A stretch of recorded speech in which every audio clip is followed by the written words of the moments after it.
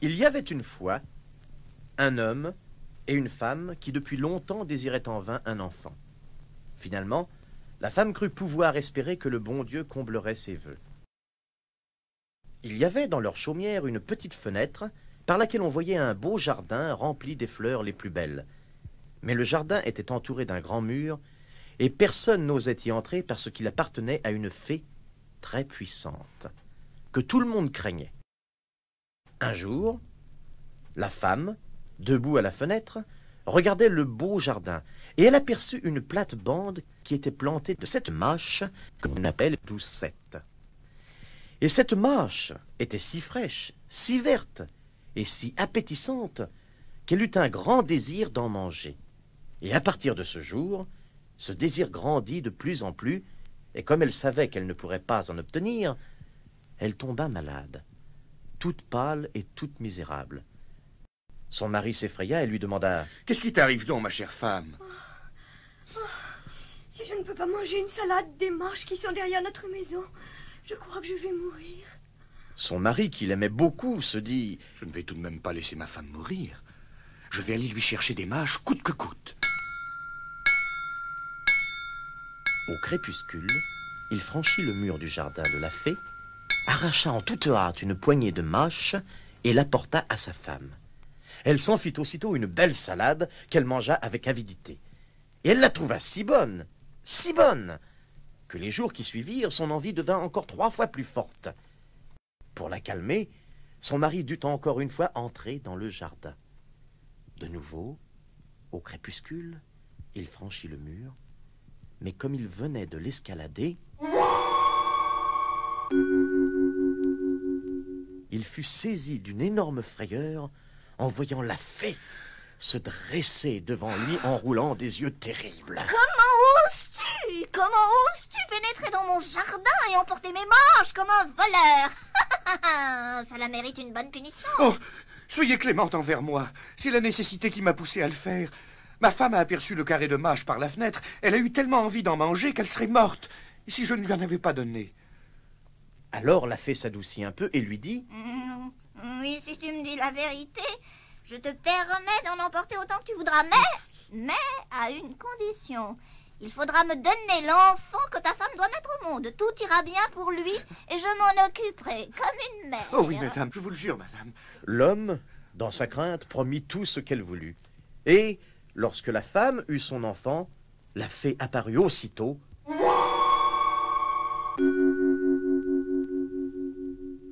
et donna au bébé le nom de Doucette. Puis elle l'emporta.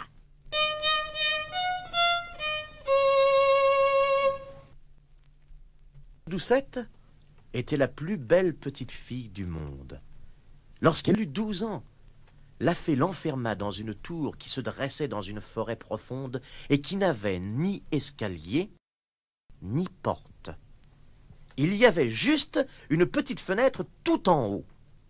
Lorsque la fée voulait entrer, elle appelait devant la tour « Doucette, Doucette, mets tes cheveux à la fenêtre !» Doucette avait de beaux cheveux très longs, fins comme du fil d'or. Quand elle entendait la voix de la fée, vite, elle déroulait ses belles nattes, les faisait passer par-dessus le crochet de la fenêtre, et elle tombait 20 tonnes plus bas jusqu'au sol. Et c'est par là que la fée montait à la tour.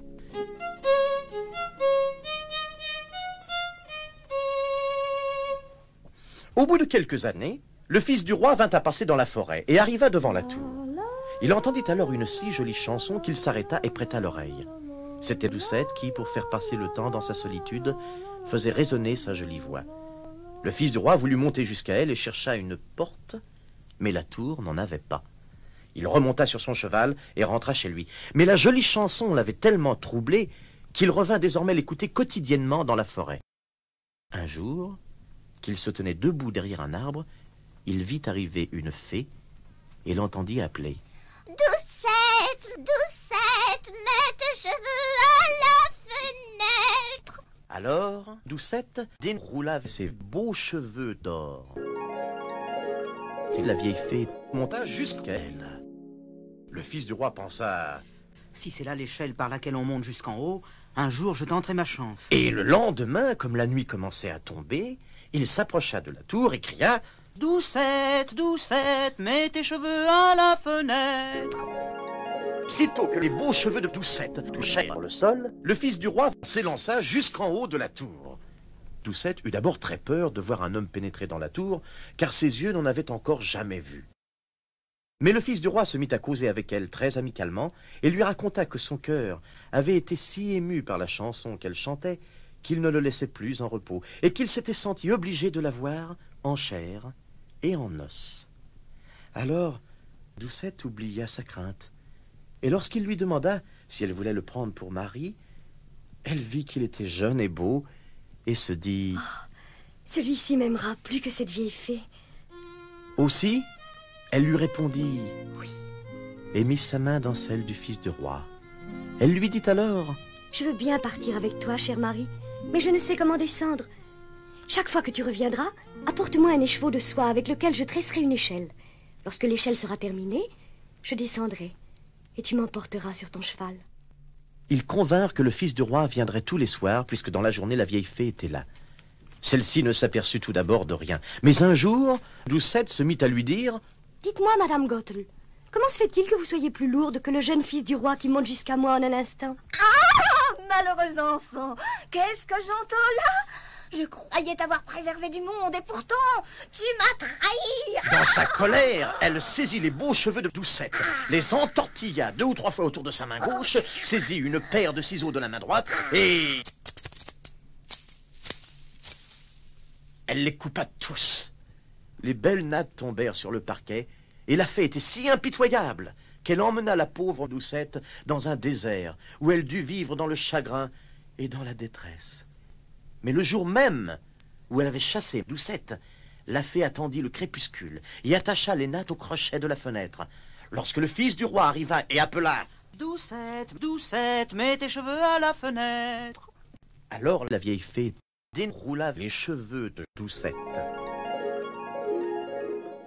Le fils du roi monta, mais arrivé en haut de la tour, il ne trouva pas sa chère Doucette, mais la fée, qui le regardait d'un œil féroce et empoisonné.